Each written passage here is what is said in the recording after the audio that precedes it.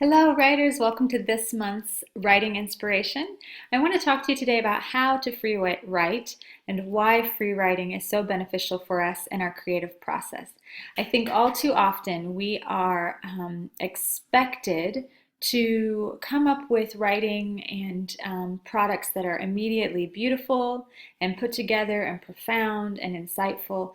And the truth is, not even the most practiced writers have the luxury of sitting down and typing out a masterpiece the first time through. It just doesn't happen. And I think in life and in society, we are, especially as women, expected when we step out the door to be put together and glossy and on our game and have our acts together. And that sometimes can transfer into our creative process, which is really unfortunate because that's just not the way creativity works. In fact, the creative process demands that we begin in mess, that we begin in chaos and disorder, and out of that pull something together, shape something that is in fact beautiful and insightful and profound, and art. And I like the process of free writing because it gives us that space to forgive ourselves perfection. We don't have to be put together. We can let ourselves follow our thoughts, follow the creative thread wherever it's leading us.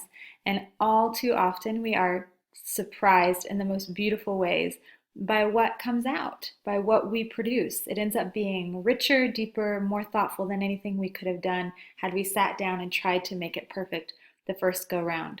So I want to share with you some guidelines that Natalie Goldberg lays out in her book, Writing Down the Bones. This little book is the pocket-sized version of her book, so I can just keep it in my purse and keep it with me. But she's got some wonderful ideas for the practice of writing. And I especially like these 6 guidelines for free writing. She says, 1, keep your hand moving. Don't pause to reread the line you have just written. That's stalling and trying to get control of what you're saying. And you'll start to see this in her guidelines. There's a real bent towards letting go of control and letting go of wanting to make this process perfect. Secondly, she says, don't cross out. Even if you write something you don't mean to write, just leave it there and keep moving. So don't edit yourself. That's another part of the writing process that will come later. But the first part of the writing process, you have to turn off that internal editor and just let yourself produce and generate. And that ties into number 3, don't worry about spelling, punctuation, or grammar. She says don't even worry about staying in the margins of the page. Just let yourself flow, let yourself write, and follow the writing where it's leading you. She says number 4, lose control. Number 5, don't overthink, I would say, and don't get overly logical or linear. And number 6, she says, go for the jugular. And I especially like this guideline. She says, if something comes up in your writing that is scary or naked, dive right into it. It probably has lots of energy.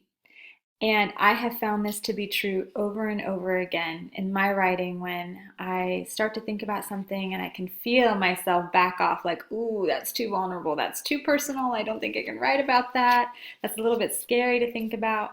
Especially as I've been going through this season of change and transition in my life and moving to Canada and having to see how my career fits in a new country, in a new environment, in a new home where I can't work right now because I'm going through the immigration process. I felt a lot of emotions in this season that have been scary to me.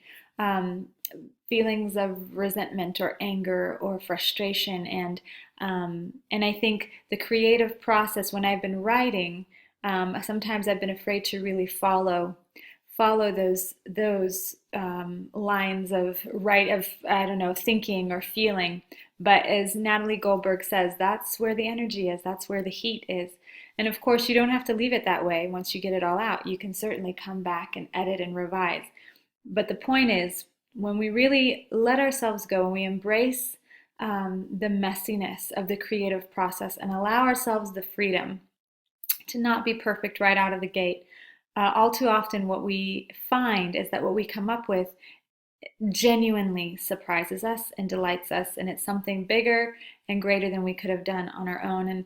And so I encourage you with that. If as you go forward with your writing this month, you'll see below this video a link to a handout that I've created with these guidelines and some illustrations so you can print it out and post it and have it close to your writing space. So writing mercies to you all this month, and I look forward to hopefully joining you along your writing journey.